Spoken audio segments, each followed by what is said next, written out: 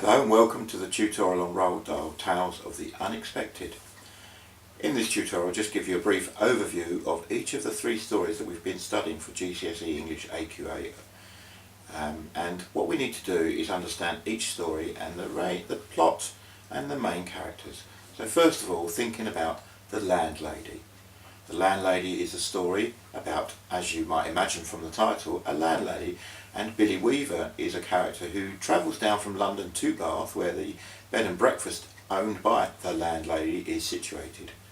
Billy Weaver is looking for somewhere to stay while he's on a work trip, and he comes across the bed and breakfast. He is attracted by the sign in the window, bed and breakfast, and it's almost as if he is being lured in by the landlady.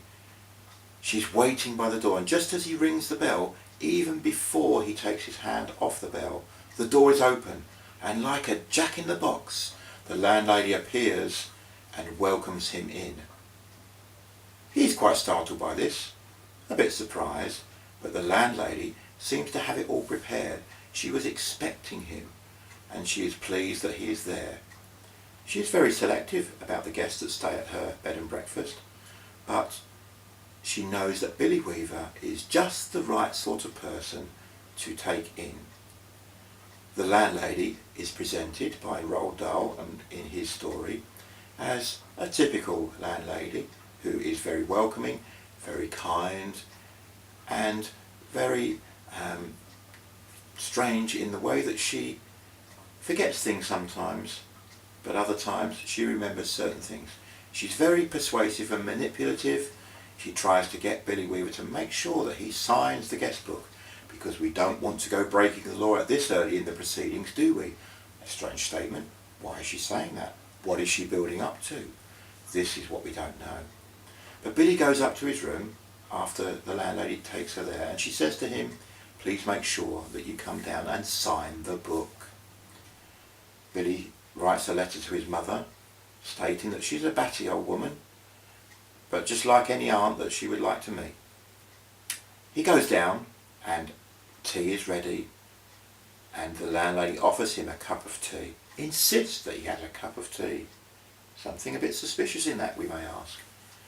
And as the story unfolds, we find and realise that the tea had an almond taste, a bitter almond taste, and that is indicative of some poison. So the landlady has poisoned Billy, and he collapses, and then we are left hanging, wondering what's happened to Billy. It's implied that there are two other guests who are staying at the bed and breakfast, but then in another instance they're not there. They were there but they're not. Then they are. So she was getting confused. What is the writer trying to say to us? What is Roald Dahl trying to get us to think? Get us suspicious, get us thinking about what is her plan of action. What is she trying to do? Then we get a clue when Billy notices that the dog and the parrot in the lounge don't move. And the landlady points out that they are actually dead, and that she stuffed them herself. He's a taxidermist. Billy did point out that the corridors in the bed and breakfast and the rooms did smell a bit like a hospital, indicating perhaps that the landlady has some medical training. Well, we are left wondering, because we don't actually know what happened, but it is implied that Billy, after being poisoned, perhaps is killed and then preserved, perhaps along with the other guests that we don't see or hear anything of other than what she says about them. Tales of the unexpected. Thank you for listening.